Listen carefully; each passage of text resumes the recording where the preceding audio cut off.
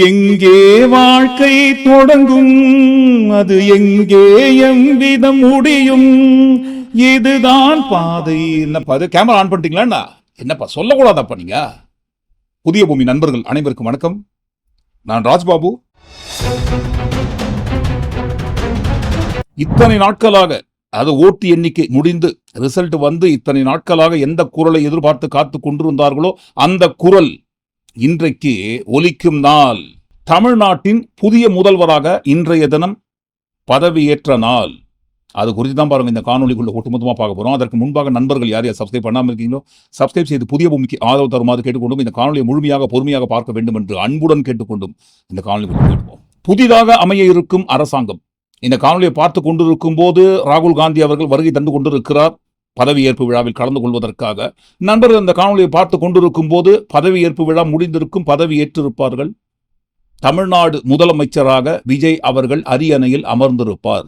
அரசியல் ரீதியாக நம்ம 108 கருத்துகள், 108 நான் சொன்னோம் இல்ல 1008 கருத்துக்களை வைத்திருந்தாலும், ஆனால் இன்று முதல் விரும்புகிறோமோ விரும்பலையோ, பிடிக்குதோ பிடிக்கலையோ, வேணுமோ வேண்டாமோ, ஆனால் தமிழ்நாட்டின் முதல்வர் திரு விஜய் அவர்கள். சோ இதற்கு பிறகு தமிழ்நாடு முதல்வர் அரியணையில் விஜய் அவர்கள் அமர்ந்த பிறகு அவரது பெயரை உச்சரிக்கும் போது தமிழ்நாடு முதல்வர் தமிழ்நாடு முதல்வர் திரு விஜய் அவர்கள் என்று சொல்லிட்டு தான் நம்ம பேசணும். சென்னை நேரு ஸ்டேடியம் உள் விளையாட்டு அரங்கில் பிரம்மாண்டமான பதவியேற்பு விழா தடபுடலாக தயாராகி கொண்டிருக்கிறது. மறுபடியும் ஒன்ஸ் மோர் சொல்லிடுறோம், இந்த காணொலியை பார்த்து கொண்டிருக்கும் போது பதவியேற்பு விழா முடிந்திருக்கும், பதவி ஏற்றிருப்பார்கள். சோ புதிதாக அமைய இருக்கும் அரசுக்கு முன்னாள் முதல்வர் திரு மு.க. ஸ்டாலின் அவர்கள் தெரிவித்த வாழ்த்துக்களை பதிவு பண்ணுங்கப்பா. மாப்பிள்ளை அவர்தான், ஆனால் அவர் போட்டிருக்க சட்டை என்னோடதுன்னு நம்ம சூப்பர் ஸ்டார் நடிச்ச படையப்பா படத்துல வர்ற காமெடி மாதிரி இருக்கு. அடடா என்னப்பா அது, என்ன எடிட்டர் சார் ஏதாவது பிரச்சனையா? வேணே ஒன்பது உங்களை மாட்டி விடுறது பிளான் பண்றீங்களா? எதை போட சொன்னா எதங்க போடுறீங்க? நாங்க சொன்னது புதிதாக அமைய இருக்கும் அரசுக்கு முன்னாள் முதல்வர் திரு மு.க. ஸ்டாலின் அவர்கள் தெரிவித்த வாழ்த்துக்களை போட சொல்லியிருந்தோம். அப்படி வாங்க, இதுதான் புதிதாக அமைய இருக்கும் அரசுக்கு வாழ்த்துக்கள் தெரிவித்ததோடு இந்த கூட்டணி குறித்த விவரங்கள் அனைத்தையும் மு.க. ஸ்டாலின் அவர்கள் தெளிவாக விரிவாக பதிவு பண்ணியிருக்காரு. நண்பர்கள் ஃப்ரீயா இருக்கும்போது நிறுத்தி படிச்சு பார்த்துக்கோங்க. படிச்சிருப்பீங்க, இருந்தாலும் பார்த்துக்கோங்க. நலத்திட்டங்களை குறித்தும் தெளிவாக குறிப்பிட்டிருக்காரு.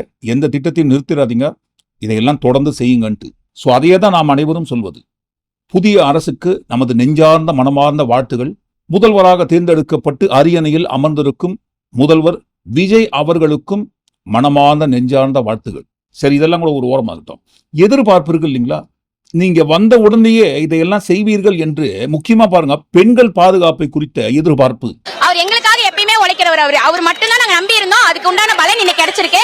இன்னைக்கு தான் நாங்க ரொம்ப சுதந்திரம் கிடைச்ச நாளா நம்புறோம். எங்க பெண்கள் எல்லாத்துக்கும் ரொம்ப பாதுகாப்பான நாள் இன்னையில இருந்தா ஸ்டார்ட் ஆக போகுது. எங்க பெண்கள் எல்லாத்துக்கும் ரொம்ப பாதுகாப்பான நாள் இன்னையில இருந்தா ஸ்டார்ட் ஆக போகுது. சோ இதை நினைச்சா ரொம்ப ரொம்ப சந்தோஷமா இருக்கு. ரொம்ப ஒரு மாதிரி உணர்ச்சிபூர்வமாவும் இருக்கு. நாங்க சொல்லுங்க, நீங்கள் முதல்வராக தமிழ்நாட்டில் அமர வேண்டும் என்று விரும்பி ஓட்டு போட்ட உங்க கட்சியை சேர்ந்தவங்க தான், உங்க ரசிகர்கள் தான் சொல்றாங்க. அதனால அவர்களுடைய எதிர்பார்ப்பு கண்டிப்பாக நிறைவேறும் என்று நம்பிக்கையோடு காத்திருப்போம். தப்பு கிடையாது. அடுத்து பாருங்க, எதிர்கட்சி கூட 6 மாசம் வரைக்கும் எதுவும் கேள்வி கேட்க மாட்டோம் அப்படின்னு சொல்லியிருக்காங்க. ஆனால் ஆட்சி அமைத்த கையோடு எதிர்பார்ப்போடு வாக்களித்தார்கள் அல்லவா? அவங்க கேட்கறாங்க, நான் கல்யாணம் வச்சிருக்கேன் அடுத்த மாசம், சீர் கொண்டு வந்து விடுவீர்கள் அல்லவா, மறக்காம நீங்க சொன்ன மாதிரி எடுத்துன்னு வந்துருங்கன்ட்டு இப்பே பாருங்க வீடியோ மூலமாக பதிவு பண்ண ஆரம்பிச்சிட்டாங்க. நான் விஜய் அண்ணா சிஎம் ஆயிட்டீங்க, ரொம்ப சந்தோஷமா இருக்கு. கரெக்டா எங்க அக்காவுடைய மேரேஜுக்கு முன்னாடியே சிஎம் ஆயிட்டீங்க, ரொம்ப பெருமையாகவும் மகிழ்ச்சியாகவும் இருக்குது. இந்த 18ஆம் தேதி எங்க அக்காவுக்கு கல்யாணம், மேரேஜ், கூட பிறந்த அக்காவுக்கு. அன்னைக்குன்னு பார்த்து எனக்கு வந்து பாத்தீங்கன்னா எக்ஸாம், 18ஆம் தேதி காலையில எக்ஸாமு. அந்த கல்யாணத்தை பார்க்கணுன்ட்டு ரொம்ப ஆசையா இருந்தேன். எங்க வீட்டுல நடக்கிற முதல் ஃபங்க்ஷனு. தாய்மாமன் சீர்ல இருந்து நீங்க இதை முன்னாடி வந்து நடத்தி கொடுக்கணும்ன்றது என்னுடைய வேண்டுகோள். இதை போன்ற எக்கச்சக்கமான எதிர்பார்ப்புகள். தமிழ்நாட்டில் இதற்கு முன்பாக ஆட்சி செய்த ஆட்சியாளர்கள் செய்த சாதனைகள் அனைத்தையும் முறியடித்தோ அல்லது அவர்கள் எல்லாம் செய்யாத சாதனைகளை ஏதோ ஒரு புது விதத்தில் நிகழ்த்த போகிறீர்கள் என்கின்ற நம்பிக்கையில் வாக்களித்து வெயிட் பண்ணிட்டு இருக்காங்க எதிர்பார்ப்போடு.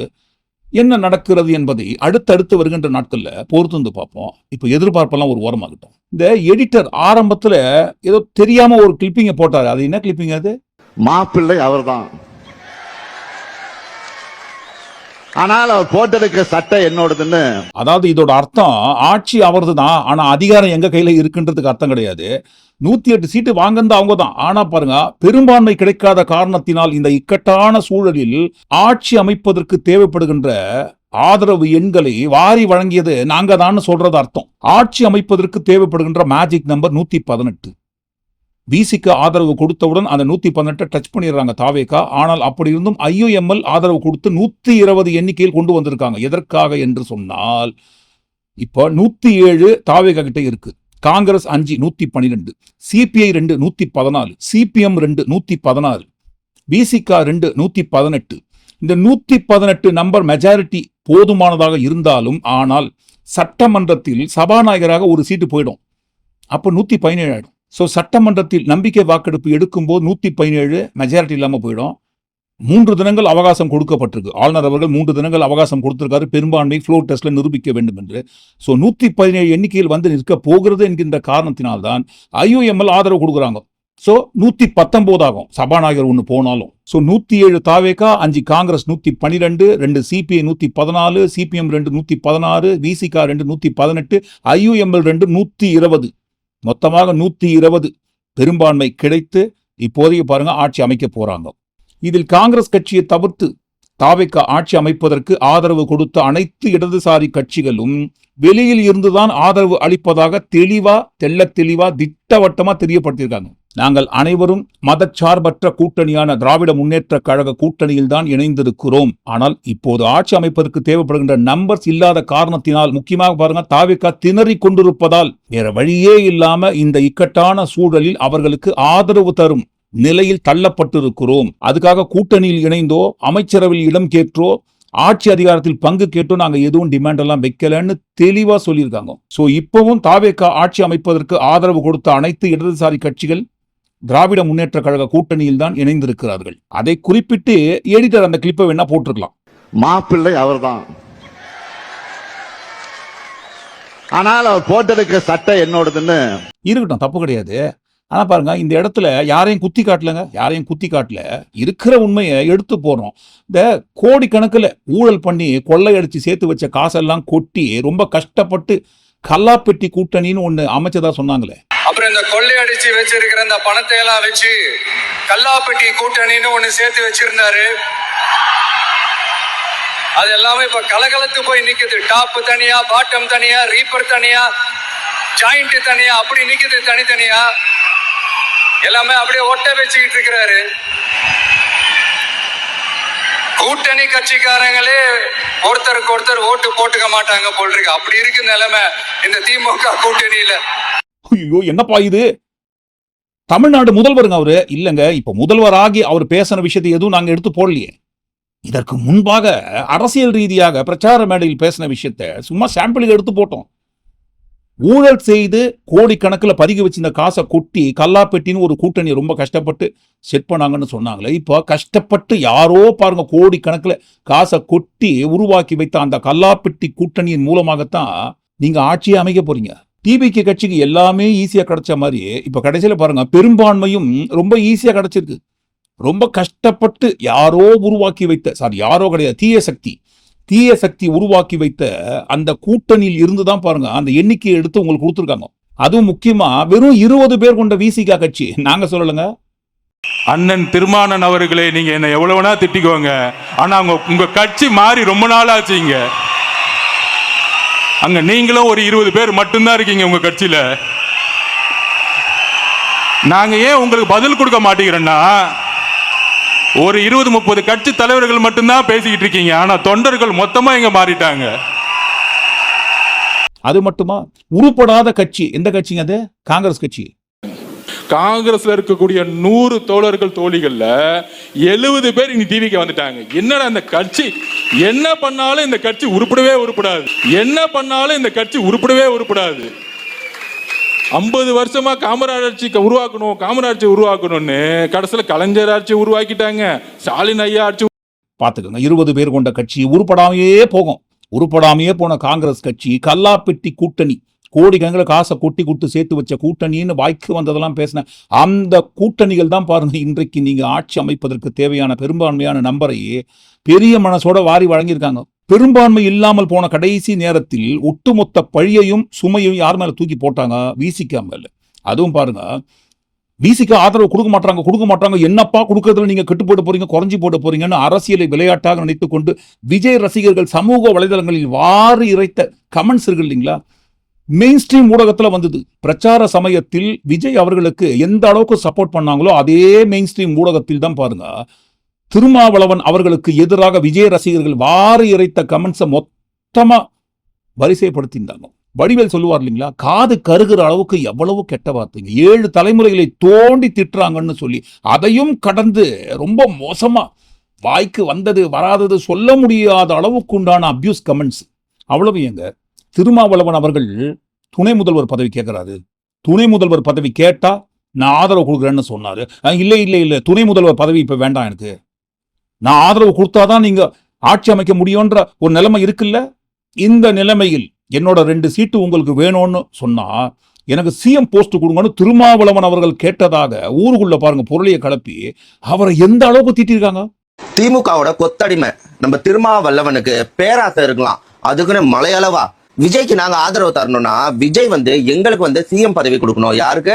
திருமாவளவனை சிஎம் ஆக்கணுமா அப்படின்னு அந்த கட்சியோட செயலாளர் இன்னைக்கு ஒரு அறிக்கை ஒன்று கொடுத்திருக்காரு. டே ஏன்டா 2 தொகுதி வச்சுக்கிட்டு உங்களுக்கு 108 தொகுதி ஜெயிச்சவங்க உங்களுக்கு சிஎம் கொடுத்துட்டு கை கட்டி நிக்கணும். ஏண்டா உங்களெல்லாம் அறிவாலய வாசல்லையே நாய் மாதிரி கட்டி போட்டு வச்சிருந்தாங்க கிட்டத்தட்ட ஒரு 30 வருஷமா. அப்படிதான் மண்டி போட்டு அங்க எச்ச பிளேட்ல தின்னுட்டு இருந்த நீங்க உங்களுக்கு காத்து லைட்டா இந்த பக்கம் அடிக்குதுன்னு தெரிஞ்சவன அப்படியே உரியில ஏறிக்கிறீங்களே, இதெல்லாம் மனசாட்சி உள்ளவன் பண்ணுவானா? இல்ல இந்த மாதிரி நீங்க இப்ப கூட்டணியில இருக்கிற திமுகல பேச முடியுமா? நாங்க உங்களோட சஸ்டைன் பண்ணணும்னா எங்களுக்கு நீங்க முதலமைச்சர் பதவி தரணும், இல்ல துணை முதலமைச்சர் பதவி தரணும்னு கேட்க முடியுமா? அந்த திராணி தைரியம் இருக்கா?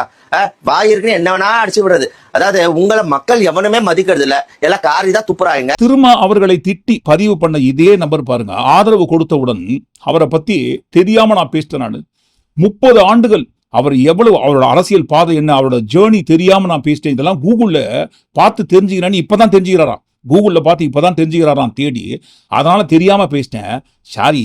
திருமாவளவன் அவரை பத்தி நான் ஒரு வீடியோ ஒன்று போட்டுட்டு இருந்தேன். அந்த வீடியோக்கு நிறைய பேட் கமெண்ட்ஸ் வந்துச்சு. ஸோ நான் அதுல கொஞ்சம் ஹாஷா நான் பேசியிருந்தனால நான் டெலிட் பண்ணிட்டு இன்னொரு வீடியோ ஒன்று போட்டேன். அந்த வீடியோ சில பேருக்கு கொஞ்சம் வருத்தத்தை ஏற்பட்டனால அதுலயே நிறைய பேட் கமெண்ட்ஸ் கொடுத்துட்டு இருந்தீங்க. அதுக்கப்புறம் நான் திருமாவளவன் அவர்களை பத்தி நான் கூகுள்ல நிறைய சர்ச் பண்ணும்போது அவரை பத்தி நிறைய டீடைல்ஸ் எனக்கு தெரிஞ்சது. அவர் 18 வருடங்கள் காலமா 30 வருடம் மேல அவர் எவ்வளவு ஒரு சமூகத்துக்கு எந்த அளவுக்கு அவர் பாடுபட்டு இருக்காரு. இதெல்லாம் நான் முதல்ல பார்த்து நான் பேசியிருக்கணும். அதை நான் கவனிக்காம பேசிட்டேன். அதனால நிறைய பேருக்கு கொஞ்சம் ஹர்ட்டிங்கா இருந்துச்சு. அதனால நீங்க அந்த மாதிரி ரியாக்ட் பண்ணீங்க. ஸோ என்னோட ரியாக்ஷனுக்கு ஏற்றதான் நீங்க கொடுத்துருக்கீங்க. அந்த 2 வீடியோ நான் டெலிட்டோ நான் பண்ணிட்டேன். ஆனாலும் அதை ஸ்ப்ரெட் பண்ணிட்டு இருக்கீங்க.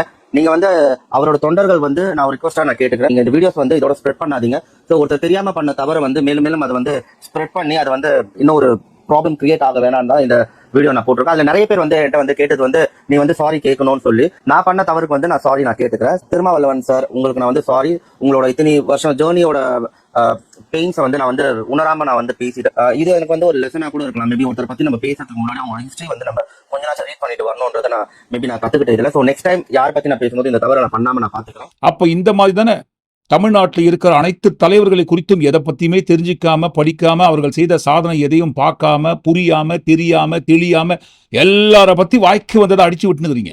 இந்த மாதிரி பேசுறதுல ஒருவருக்கு ஒருவர் சலைத்தவர்கள் அல்ல, அது ரசிகர்கள் இருந்து தலைவன் வரைக்கும். உதாரணத்துக்கு கோடிக்கணக்கில் கொட்டி ஊழல் செய்த பணத்தை கொட்டி கல்லாப்பெட்டி கூட்டணியை கஷ்டப்பட்டு உருவாக்கி வச்சிருக்காங்கன்னு சொன்னாரு. ஆனால் அந்த கல்லாப்பெட்டி கூட்டணி தான் இப்போ உங்களுக்கு ஆதரவு கொடுத்து உங்க ஆட்சியே அமைவதற்கு மிகப்பெரிய பில்லராக இருந்திருக்கு. அது மட்டும் கிடையாது, ஒவ்வொரு கட்சிகளையும் கூட்டணியோடு இணைத்து கூட்டணி கட்சிகள் அமைப்பது எப்படி எவ்வளவு கஷ்டம் என்பதை இந்த 4 தினங்களில் தெரிஞ்சிருப்பாரு. சோ இதற்கு பிறகு நம்ம பேசுற ஒவ்வொரு வார்த்தையும் என்ன பேச போறோம்னு தெரிந்து கொண்டும் புரிந்து கொண்டும் அறிந்து கொண்டும் எந்த விஷயத்தை பத்தி பேச போறோன்றத விவரமாக படித்து தெரிந்து கொண்டு பேச வேண்டும். ஏனென்றால் இதற்கு முன்பாக எப்படியோ பேசணும் பிரச்சார சமயத்துல. ஆனால் இப்போது தமிழ்நாட்டில் ஒரு உன்னதமான பொறுப்புள்ள முதல்வர் என்கின்ற அரியணையில் அமரப்போகிறோம். சாரி, மறுபடியும் சொல்றோம், அமரப் போகிறோம் என்று இல்லை. இந்த காணொளி நண்பர்கள் பார்த்து கொண்டிருப்போது அமர்ந்திருப்பார், அமர்ந்து விட்டார். சி ஜோசப் விஜய் எனும் நான்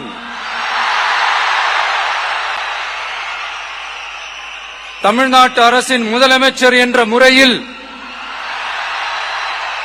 எனது கவனத்திற்குள்ளாவதும் தெரிய வருவதுமான எந்த பொருளையும் முதலமைச்சரின் கடமைகளை உரியவாறு நிறைவேற்ற தேவையான அளவுக்கன்றி ஒருவரிடமோ பலரிடமோ நேர்முகமாகவோ மறைமுகமாகவோ அறிவிக்கவோ வெளிப்படுத்தவோ மாட்டேன் என்று ஆண்டவன் மீது ஆணையிட்டு உறுதிமொழிகிறேன். தமிழ்நாடு முதல்வராக பதவியேற்கும் அதே மேடையில் 9 அமைச்சர்கள் பதவியேற்பு. இந்த அமைச்சர் பதவின்னு சொல்லும் போதுதான் இப்பவே பாருங்க, இந்த வாக்குறுதியெல்லாம் நிறைவேற்ற வேண்டும் என்று ரிக்வஸ்ட் வைக்கிற கையோடு முக்கியமா இவர்கிட்ட உஷாரா இருக்கணும்ட்டு எச்சரிக்கை கொடுத்துருக்காங்க.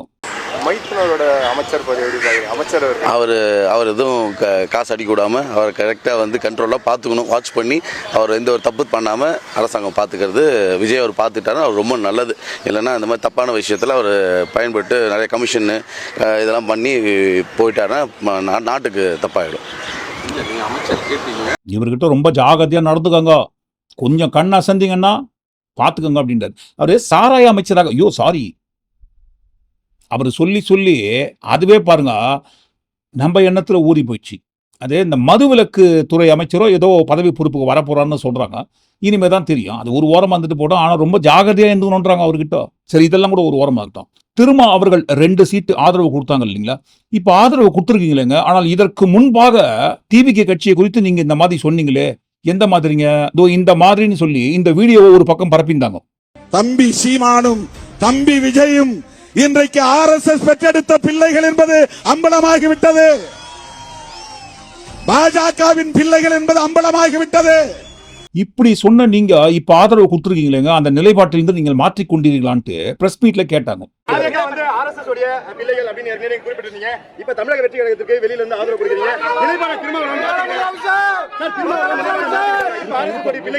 இது வந்து ஒரு கிரைசிஸ். இதுல வந்து நாங்க எந்த கமிட்மெண்ட்ஸும் கிடையாது, எந்த டேர்ம்ஸ் அண்ட் கண்டிஷனும் கிடையாது, எந்த பார்கெனிங் பேரமும் கிடையாது.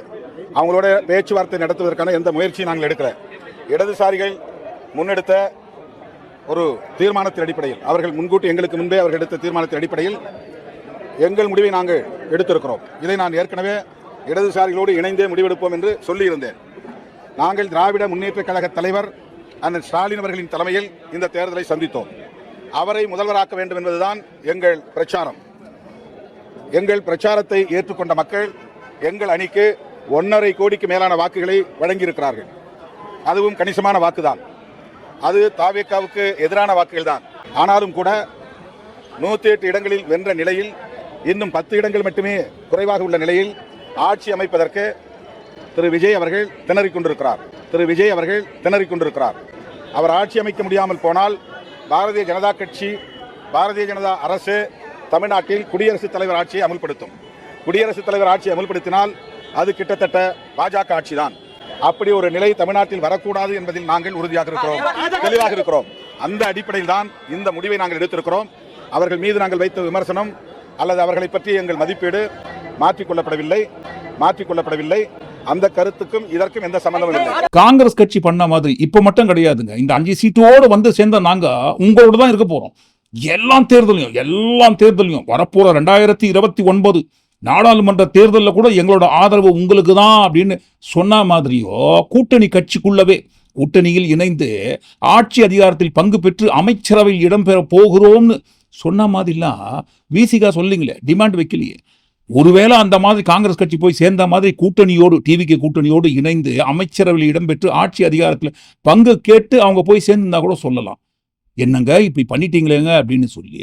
இந்த சூழலில் ஆதரவு வெளியிலிருந்து தரணும் தெளிவா சொல்றாங்க. இப்ப நீங்க ஆதரவு தெரிவிச்சிருக்கீங்க. பாஜக பிள்ளை சொல்லிருக்கீங்க. பாஜக பிள்ளைக்கு விசிகா ஆதரவு தெரிவிச்சிருக்காங்க. ஆட்சி அமைப்பதற்கு ஆதரவு தெரிவிச்சிருக்கிறோம். அவ்வளவுதான். ஆட்சி நடத்துறதுக்கு நாங்க அவங்களோட சேர்ந்து போய் நாங்க கூடி அவங்க கூட்டணியில நாங்க உறவாடுவோம்லாம் நான் எங்கேயும் சொல்லல. அவங்க மீதான விமர்சனமும் அவங்களை பற்றிய மதிப்பீடும் தனி.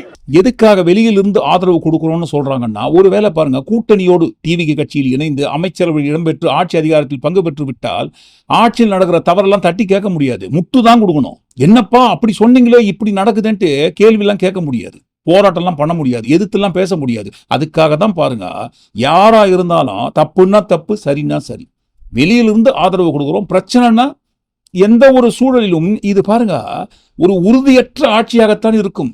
எப்போ எந்த சமயத்துல ஏதாவது பிரச்சனை நடந்து அதை எதிர்த்து கேட்டு நம்ம என்ன பதில் சொல்லி ஆதரவு கொடுத்தவங்க யார் யார் அந்த ஆதரவை வாபஸ் வாங்குவாங்கன்ற ஒரு பயத்திலேயே பக்கு திக்கு திக்குன்ட்டு அடுத்த 5 ஆண்டுகளுக்கு பயத்தோடவே ஆட்சி பண்ணணும். எது பயமா? ஏங்க ஆட்சி இப்போதைக்கு பாருங்க 120 எம்எல்ஏக்களை கொண்டு அமைக்கிறோம். ஆனால் அதற்கு பிறகு 140 ஆகலாம், 150 கூட ஆகலாம். எங்கிருந்து வருவாங்க எங்கிருந்தோ.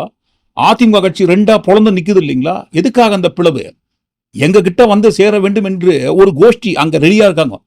10, 15, 20, 25 எம்எல்ஏவோ ஆட்சி அதிகாரத்தில் பங்கு கொடுக்குறோம்னு சொன்னா யாரா இருந்தாலும் ஓடி வருவாங்க இல்லைங்களா? அப்படி ஓடி வர வேண்டும் என்பதற்காகத்தான் அந்த கட்சிக்குள்ள பிளவு நடந்து கொண்டிருக்கிறது. இருக்கிறவங்க எல்லாம் ஓடி போயிட போறாங்களோ அப்படின்ற ஒரு பயத்தின் காரணமாகத்தான் பாருங்க புதுச்சேரி ரெசார்ட்ல கொண்டு போயிட்டு எல்லா எம்எல்ஏக்களும் பதுக்கி வச்சிருந்தாங்க. யார் எந்த சமயத்தில் பிச்சின்னு போவாங்க தெரியலையே, எப்படியாவது கட்டி போட்டு வைக்கணும்ட்டு ரொம்ப பாதுகாப்பாக வைத்திருந்தார்கள். எந்த நேரத்தில் வேண்டுமானாலும் அதிமுக கட்சிக்குள்ள பூகம்பம் வெடித்து பிளவு ஏற்பட்டு ஏற்கனவே 2ஆம் 3ஆம் நாளா தான் பிளந்திருக்கு. அப்படி இருக்கிற அந்த கட்சிக்குள்ளவே மேலும் பிளவு ஏற்பட்டு இப்ப இருக்கிற எம்எல்ஏ குரூப் 2ஆ பிரிஞ்சு ஒரு குரூப் இங்க இந்த பக்கம் வந்துருவாங்க. ஒரு 10 முதல் 20 22 எம்எல்ஏக்கள் வரைக்கும் அந்த எண்ணிக்கையில் ஆதரவு கொடுப்பதற்கு அதிமுக எம்எல்ஏக்கள் தயாராக இருக்கிறாங்க. அதற்கு பிறகு அந்த எண்ணிக்கையெல்லாம் வந்து சேர்ந்துச்சின்னு வச்சுக்கோங்க. இந்த வெளியில இருந்து ஆதரிக்கிறேன், சும்மா சைட்ல இருந்து ஆதரிக்கிறேன் அப்படின்னு சொல்றவங்க எல்லாரையும் நாங்களே கைட்டி விட்டுருவோம். இப்ப ஆட்சி அமைப்பதற்கு தேவைப்படுகின்ற அந்த மெஜாரிட்டி நம்பர் வரணுன்றதுக்காக நீங்க சொல்றதெல்லாம் நாங்க கேட்டுக்கிறோம். வெளியிலிருந்து ஆதரவு கொடுப்போம்னு சொல்றீங்களா? கேட்டுக்கிறேங்க. நீங்க வெளியிருந்து ஆதரவு கொடுங்க, இப்போதைக்கு வந்து சேர்ந்தா போதும். எங்களுக்கு பெரும்பான்மை கிடைத்து ஆட்சி அமைக்க வேண்டும் என்பதற்காக நீங்க எது சொன்னாலும் கேட்டுக்கிறோம். ஆனால் அதற்கு பிறகு நாங்க ஒரு பக்காவான நம்பர்ஸை ஃபார்ம் பண்ணுவோம். பக்காவான நம்பர்ஸை ஃபார்ம் பண்ணி இப்போ நீங்க வெளியிருந்து ஆதரவு கொடுக்குறவங்க எல்லாரும் நீங்க வெளியே தான் போகக்கூடிய சூழ்நிலை உருவாகணும். உள்ளுக்குள்ள ஒரு பிளானிங் நடந்து கொண்டிருப்பதாக தகவல் வந்துட்டு இருக்கு.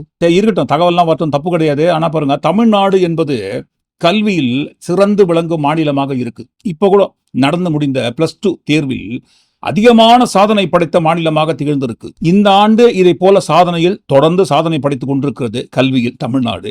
ஆனால் இதற்கு பிறகு அடுத்த ஆண்டு இதைவிட அதிகமான சாதனை கல்வியில் புரிய போகிறதா அல்லது இதை விட கொஞ்சம் கம்மியா இறங்க போதான்ட்டு பொறுத்து தான் பார்க்கணும். ஏன்னா பாருங்க, கூட இருக்கிற நமக்கு சப்போர்ட் பண்ற கூட்டம் அந்த மாதிரி. உதாரணத்துக்கு இந்த வீடியோ பாருங்களேன். நாங்க 5 வருஷம் இருக்க மாட்டோமா? 5 வருஷம் இல்ல, இதுக்கு மேல மொத்தமே நாங்க தான் 10 ஜெயிக்க மாட்டோமா? 108 தொகுதி தூக்கி போட்டு போறோம். 108 ஆம்புலன்ஸ் மாதிரி தூக்கி போட்டு போறோம். எங்க மாமா அப்படின்றா இருப்பாரு, அவர் ரெட்டை கொத்தனா நாங்க ரெட்டை கை அதமே ஓடாது. 108 ஆம்புலன்ஸ் தூக்கி போட்டு வயின்னு போகுது பாரு. எங்களை போய் நம்பல, நீங்க ஒரு 10 சீட்டு கடமா தரோம், கொஞ்சம் ஜெயிச்சு வாங்க முன்னாடி. ஆனா பாருங்க, இன்றைக்கு இவர்களின் நிலைமை என்னங்க? நாங்க சொல்லலங்க, அதை அவங்களே தான் பதிவு பண்ணியிருந்தாங்க வீடியோ மூலமாக. நாங்க சொன்னா அது எப்பவுமே காப்பாத்துவோம். நாங்க எக்கனாமிக்கல் ஃபெயில் ஆயிட்டு சொன்ன மாதிரி இங்கிலீஷ்ல கூட ஃபெயில் ஆயிட்டேன். 7 மார்க்கு நாங்க கீழே போடுறோம் பாருங்க. ஏதோ சர்வர் ப்ராப்ளம் ஆகுது நினைக்கிற ஃப்ரெண்ட்ஸ். சர்வர் ப்ராப்ளம் ஆகுது எனக்கு. சர்வர் வந்ததும் சந்திக்கிறோம், ஆனா எக்கனாமிக்ஸ் ஃபெயில் சார். தப்பா நினைச்சாருங்க சார். சார் அப்பயே சொன்னல சார், எக்கனாமிக்ஸ் ஃபெயில் ஃப்ரெண்ட்ஸ். நான் கீழே போடுறோம் பாருங்க, மட்டமான மார்க் எடுத்துக்கிறேன் நான். 7 மார்க்கு. டிக் யூ ஃப்ரெண்ட்ஸ், பாய். ஃபெயில் ஆனவங்க என் குரூப் எல்லாரையும் சந்திச்சு ஒரு வீடியோ போடுறேன். பாய் ஃப்ரெண்ட்ஸ், டிக் யூ. நெட் வந்து சர்வர் ப்ராப்ளம் ஆகுது, அப்புறமேட்டு சந்திக்கிறோம். பாய். எங்க ஸ்கூல்ல தாங்க இப்ப அரியர் போட வந்து காரணம் கூட்டம் சேர்த்து கலாட்டா பண்ணி இந்த 2 வருஷத்துல படிப்பை கோட்டை விட்டாங்க. கடைசியில பாருங்க இந்த மாதிரி நிலைமையில வந்து நிக்கிறாங்க. இனிமேலாவது திருந்தி அவங்கவுங்க வழியை பார்ப்பாங்களா, இல்ல அடுத்த 5 ஆண்டுகளுக்கு இதே மாதிரிதான் கூட்டத்தை சேர்த்து கலாட்டா பண்ணினே இருப்பாங்களா? தேவர் மகன் கமலஹாசன் ஒரு படம் நடிச்சார் இல்லைங்களா? அந்த படத்துல பாருங்க டைலாக், போகலா புள்ள குட்டிகளை போய் படிக்க வைக்கிற வழியை பாருங்கடான்னு சொல்லுவார் இல்லைங்களா? அந்த மாதிரிதான் இனிமேலாவது இந்த கும்பல் மனநிலையை விட்டு நல்லாட்சி தொடர்வதற்கு உங்களால என்ன பண்ண முடியுமோ அதை பண்ணி புள்ள குட்டிகளை படிக்க வைக்கிற வழியை பாருங்க. தப்பு கிடையாது. நீங்க என்ன நினைக்கிறீங்க? ஒட்டுமொத்தமா எல்லாத்தையும் கூட்டி கழிச்சு இந்த காணொலிக்குள்ள வந்த எல்லா விஷயங்களை குறித்து நீங்க என்ன நினைக்கிறீங்கன்னு கண்டிப்பா உங்க கருத்துக்களை பதிவு பண்ணும்போது, இந்த காணொலி நண்பர்கள் பார்த்து கொண்டிருக்கும் போது பதவியேற்பு விழா நடந்து முடிந்திருக்கும். முதல்வர் அரியணையில் விஜய் அவர்கள் அமர்ந்திருப்பார். புதிதாக அமைந்திருக்கும் தாவேகா ஆட்சிக்கு மற்றும் ஒரு முறை வாழ்த்துக்களை தெரிவித்துக் கொண்டு இந்த காணொலி நிறைவு செய்கிறோம். நீங்களே கூட்டி கழிச்சு உங்க கருத்துக்களை தவறாமல் பதிவு பண்ணுங்க. மீண்டும் நாளை காணொலி நாம் சந்திப்போம். நன்றி, வணக்கம்.